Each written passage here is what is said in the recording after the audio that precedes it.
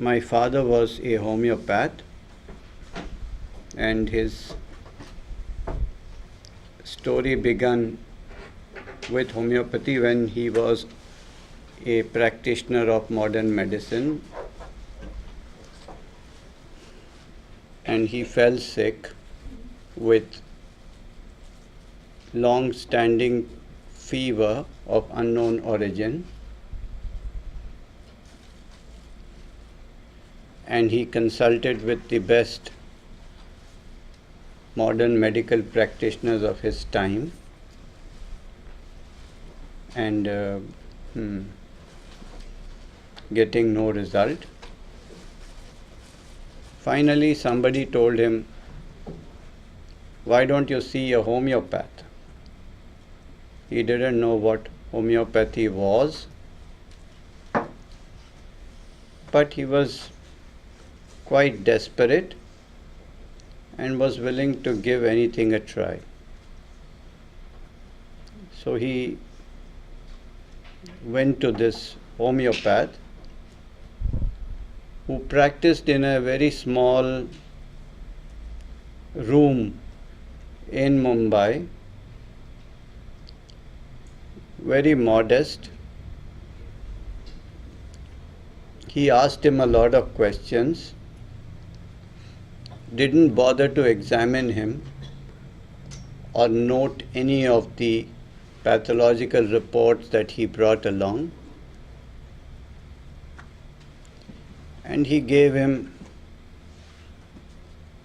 a prescription of a homeopathic remedy which my father was to obtain from a pharmacy. And when my father asked how much and how frequently he had to take it, he said, "You have to take just one dose and that's about it."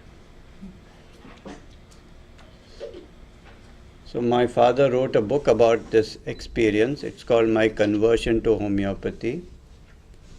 And he mentions that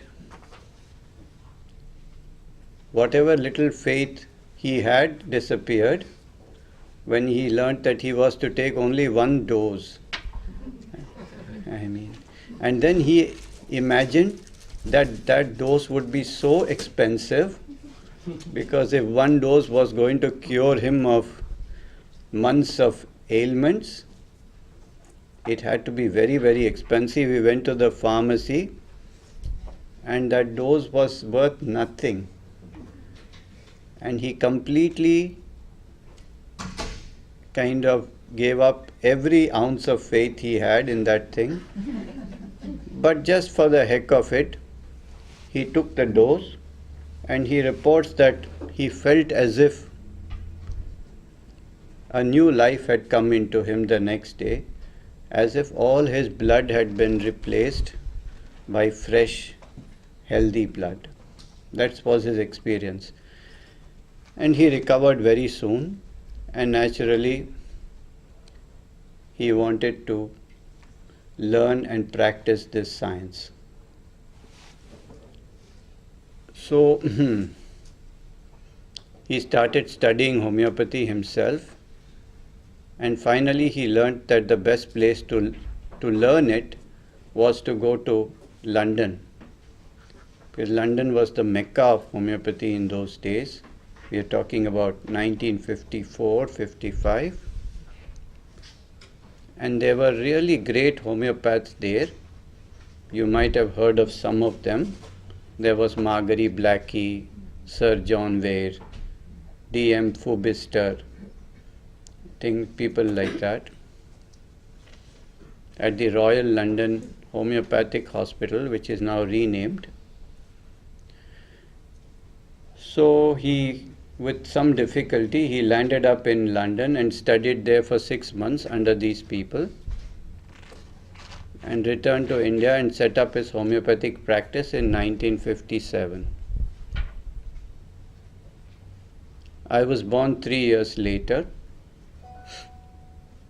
and so I came into a homeopathic world right from my birth. And if my mother tongue is the South Indian language Tamil, so my father tongue is repertory. because my father was very, very fond of repertory. He headed the department of repertory in the Homeopathic College in Mumbai, and he was teaching the teachers of repertory all over India. And he did a lot of work on repertory.